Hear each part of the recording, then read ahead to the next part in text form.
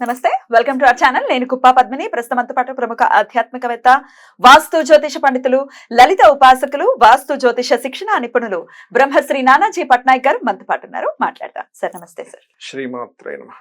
Sir, కొన్ని videos చూస్తే మనసు కకలావికలం అయిపోతూ ఉంటుంది. సోషల్ మీడియా ఎంత వాస్గా పెరిగిపోయింది. ఎక్కడ ఏ చిన్న విషయం జరిగినా కూడా బాగా వైరల్ అయిపోతుంది. నిన్న చాలా డిస్టర్బ్ చేసినటువంటి ఒక వీడియో నాకు కంటపడింది. అయితే నేను మళ్ళీ ఇంకొకరికి చూపించి ఇంకొకళ్ళని బాధ పెట్టాలనేది ఉద్దేశం కాదు. దీనిలో నుంచి ఇలా ఒకవేళ మన మనసు ఇట్లా సంస్కరింపబడకుండా ఒకవేళ ఉండిపోతే గనక మనం ఎట్లాంటి పర్యవసానాలను ఫేస్ చేస్తాము అన్నది తెలియాలి, ప్రతి ఒక్కరికి తెలియాలి. కాబట్టి నేను ఈ వీడియో మీతో మిమ్మల్ని అడగడం జరుగుతుంది. ఒకసారి వీడియో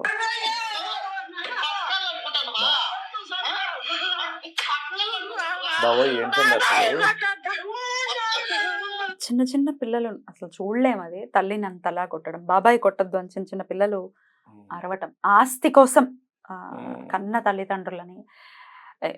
ఎట్లా సార్, ఎట్లాంటి కర్మలు అనుభవించేటటువంటి పరిస్థితి ఉంటుంది తల్లిదండ్రులని ఇలా కొట్టడం, వాళ్ళ ఆస్తి ఇవ్వలేదు అన్న నెపంతో?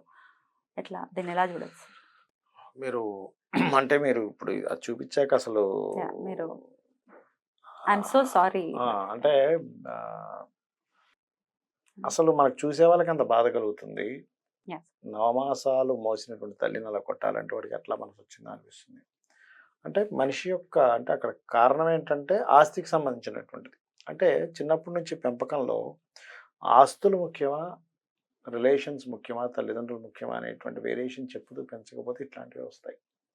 ఎందుకంటే వాటి విలువ ఎంతసేపు కూడా డబ్బు మీదే నువ్వు నీ యొక్క ఇది పెంచుకోవాలి అనుకునేటువంటిది సొసైటీలో కానీ లేకపోతే తల్లిదండ్రులు కావచ్చు. అంటే వీళ్ళు అలా నేర్పారని నేను అనట్లేదు.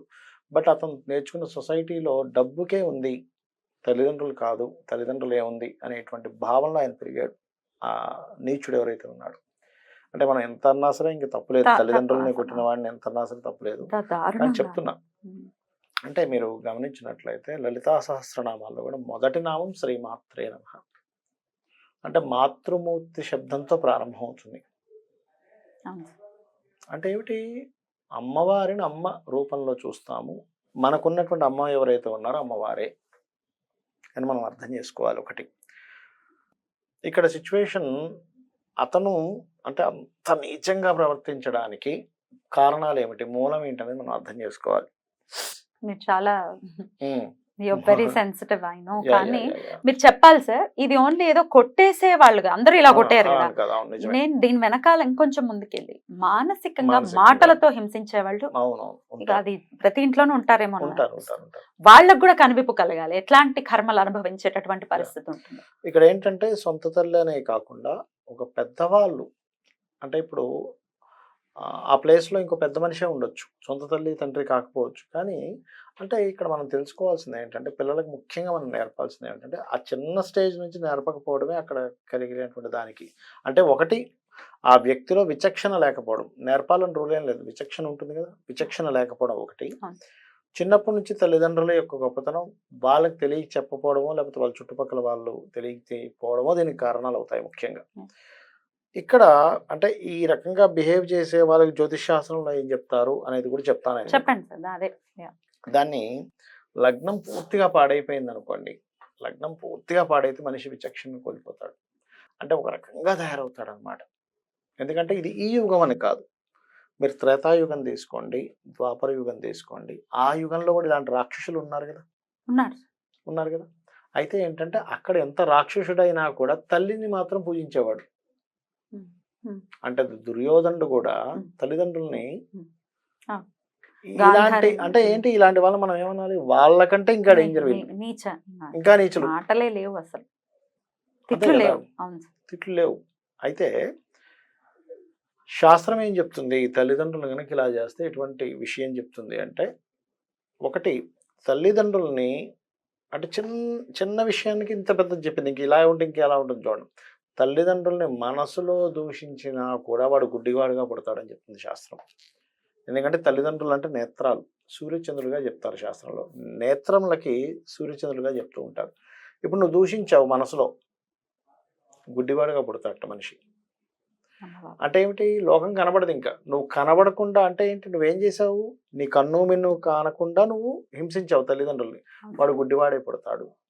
ఏమని మరి జన్మనెందుకు ఇవ్వడం అండి అనొచ్చు మీరు. గుడ్డివాడిగా పుడితే ఎంత బాధ ఉంటుందో గుడ్డివాడికి తెలుస్తుంది. అంతే కదా. ఎందుకంటే ఏమీ కనబడదు, ఏమీ అర్థం కాదు, ఎక్కడేముందో తెలియదు. ఒక్క 10 నిమిషాలు మీరు నడవడానికి ట్రై చేయండి, అది ఒక పెద్ద నరకం. సర్వేంద్రియాణం నయనం నయనం ప్రధానం. ప్రధాన, అదొకటి చెప్తుంది శాస్త్రము.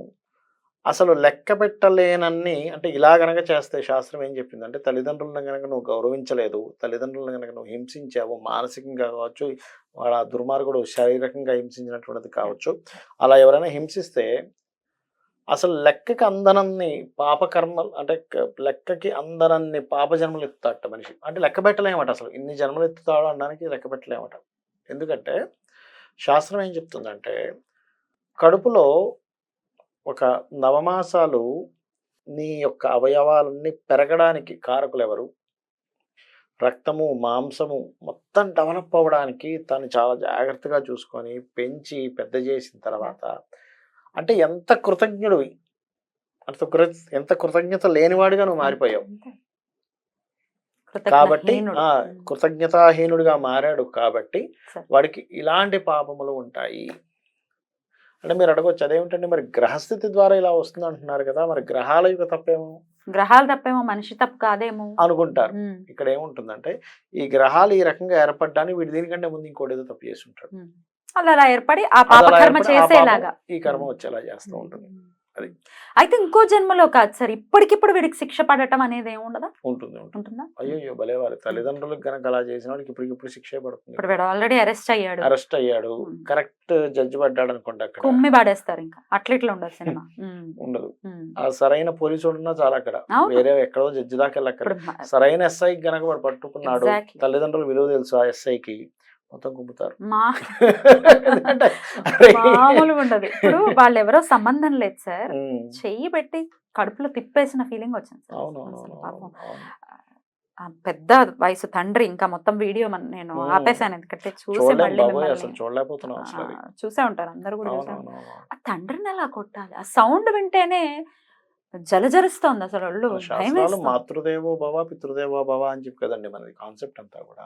అంటే చిన్నప్పటి నుంచి మనం కనుక మాతృదేవో భవ పితృదేవో భవ ఆచార్యదేవో భవ నేర్పిస్తే ఆ స్థితి రాదంటాను.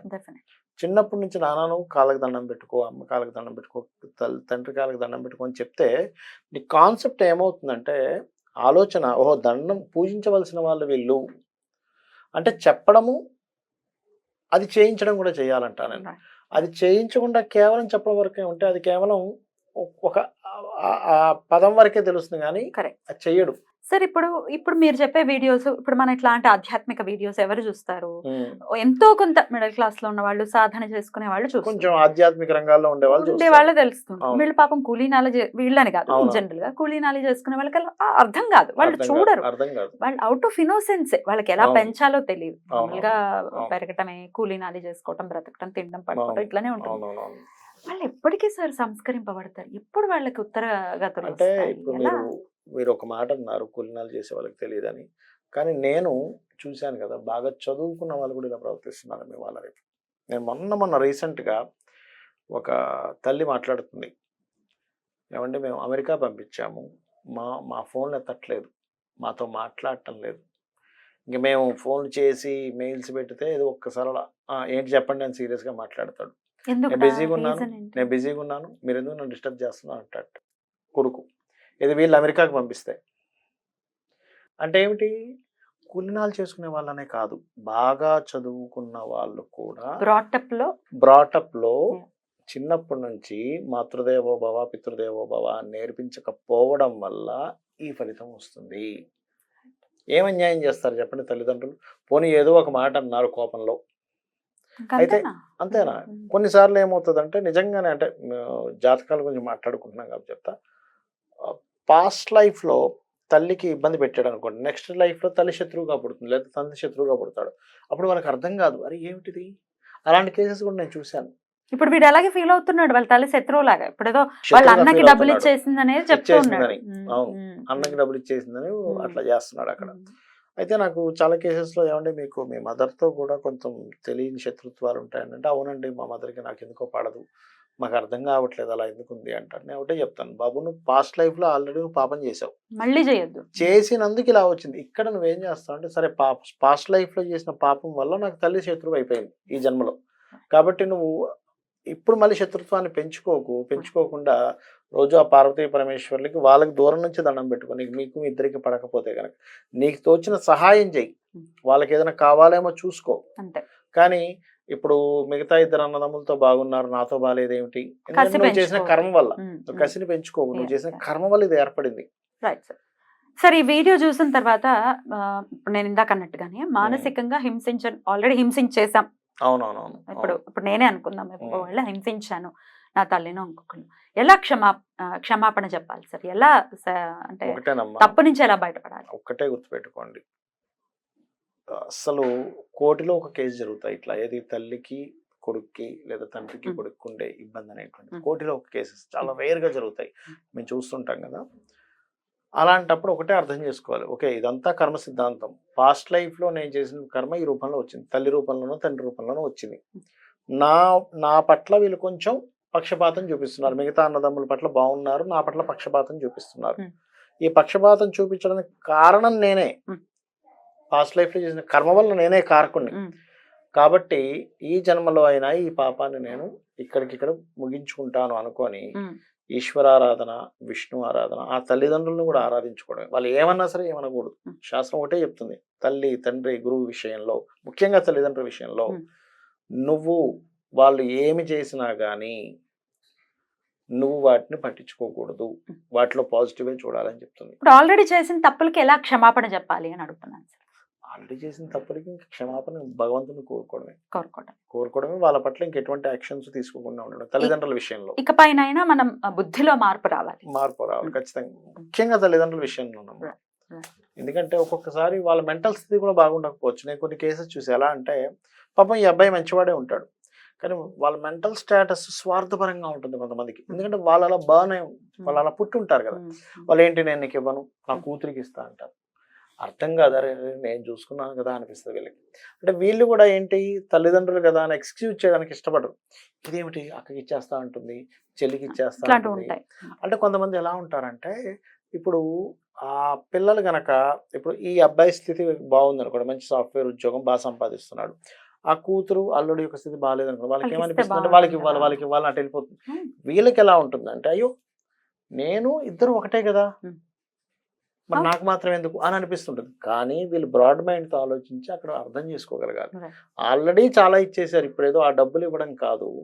నాకు చిన్నప్పటి నుంచి కడుపులో ఉన్నప్పుడు నవమాసాలు మోసారు, నాకు చిన్నప్పటి నుంచి ఇంత విద్యాబుద్ధులు నేర్పించారు, నాకు ఒక జన్మనిచ్చారు, ఇంతకంటే గొప్పది మరొకటి లేదు అని భావించాలి. కానీ ఆ డబ్బుల కోసం తల్లిదండ్రుల్ని, సరే ఓకే కొంత అన్యాయం జరుగుతుంది కొంతమంది కేసెస్లో, కాదనట్లేదు. ఏది కొంతమంది కేసెస్లో వాళ్ళకి ఆస్తులు కూడా కొంత పక్షపాతం చూపిస్తారు. నేనేమంటానంటే అలా చూపించినా కూడా తల్లిదండ్రుల విషయంలో మాత్రం మీ కర్మ ఇంతే అనుకోవాలంటారు. ఆ ఒక్క విషయంలో మీ కర్మ ఇంత అనుకోండి, వేరే విషయాల్లో కర్మ ఇంత అనుకోకూడదు.